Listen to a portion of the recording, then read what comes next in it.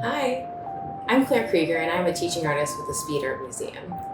So today we are going to be making some landscape collages, and specifically with torn paper. Here's one that I am working on. It's a landscape of some mountains, and I was thinking about using different colors to apply shading on the different sides. Now with my landscape, we are going to be tearing the paper. And the reason being, you get this really cool edge here in our paper. It's a little trickier to tear, definitely, but I think it's really worth it. So the materials we'll need today to make torn paper landscapes are a glue stick. You can also use white glue if you don't have a glue stick. I have a scissors just in case, because for things such as this going off the edge, maybe I want to trim that.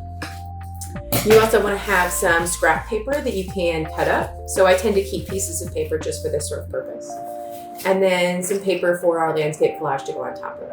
Now you can also, if you have old magazines, they're pretty fun to cut up or rip pieces from. So I have some old National Geographics that I keep to use also specifically for this. So to get started, you want to think about what is the shape of your landscape. I decided to do mountains because it seems fairly simple and I love mountainscapes. So I was tearing triangles out of my paper. So to essentially get the same sort of shape, here's the scrap piece of paper. And you can just keep tearing until you get the shape that you want. I sort of like how things come out the first time, but pretty good mountain piece. Now I might glue this on to continue my mountain range. And not all papers are gonna have a neat edge when you tear them, but some of them will. So you can find out through trial and error. So for this part where I was making a different color to have sort of a shadow on that side of the mountain, this one actually has a really nice edge when I tear it. So I can just rip it. And like I said, I like the organic shapes it has just from the way that I tore it originally, but you can keep tearing until you get to something that you like. So I'm gonna have this other mountain with a shadow.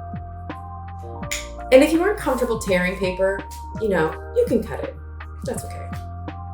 Think about the shapes of the landscape though, and if you could use different colors, like how I've used a blue that's lighter and a blue that's darker for the mountains. I might think about using another color for some highlights on the other side of the mountain. And I'm gonna think about doing maybe a sunset back here. So I might use this pink and orange paper for that.